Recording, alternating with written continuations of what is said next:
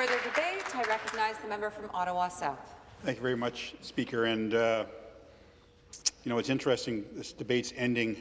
It's been so heated and so passionate in this legislature. It feels like it's not ending with a bang, but a whimper. Words matter.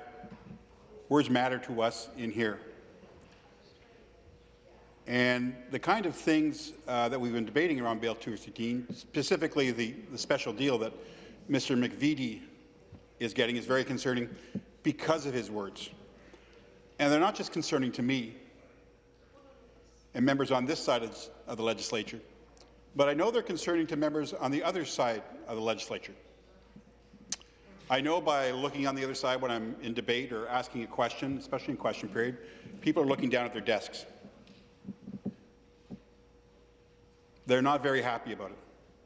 And when I talk to colleagues on the other side, I read between the lines. And so there's a lot of discomfort, and probably greater than discomfort.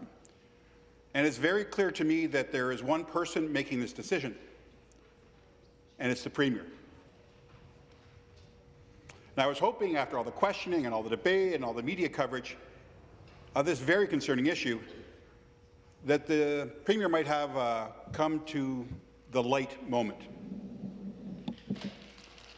and realize that doing this is the wrong thing to do and sending the wrong message to a whole bunch of people here in Ontario. So there's three things that I think everybody needs to remember from this debate. Number one, it's clear. Charles McVitie is getting a special deal. We know that. We've established that. We know that, number two, Charles McVitie has said things that instill fear.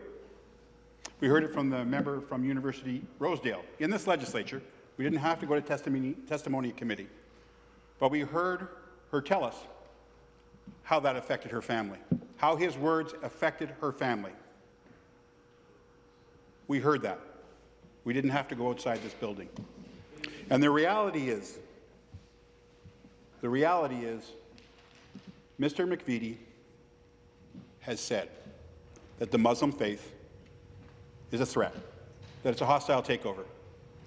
And the interesting thing about those words, because words matter, is those words instill fear. And where have we heard words like that before? In places where minorities have been persecuted. It's not something that's happened in the last 5, 10 years. It's happened for hundreds of years. It's happened in the last century. It's happening right now. And that's how persecution starts, with words like that instill fear in the other. They are very dangerous words. And we've seen the consequences of words like that in recent history. Rwanda. I'm sure members on the other side of the House can list off a few. We can all list them off. Those words are really dangerous. And the third thing, through all this turmoil that this special deal has caused in this legislature, Mr. McVitie, who is no stranger to this place, I've sat in front of him at committee, listening to the same kind of testimony and the same kind of words that we're talking about right now with regards to families and differences. And I've seen him standing on the floor or sitting on the floor of this legislature up at the front during the throne speech. But why wasn't he here at committee to testify? Why was he not here to defend his words?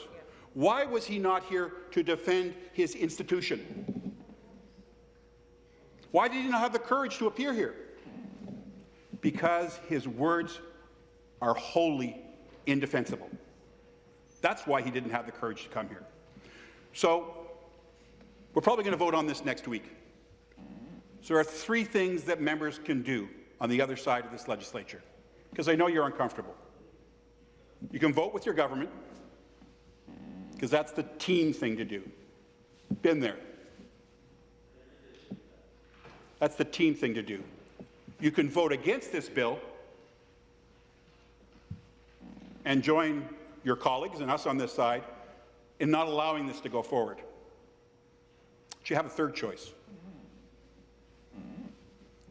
And that third choice is do nothing. Sit on your hands. It's not that hard to do. It makes a statement. You have the right of abstention. You have 2 choices out of 3 that will allow you to do the right thing, and I encourage you to do that. Thank you, Speaker.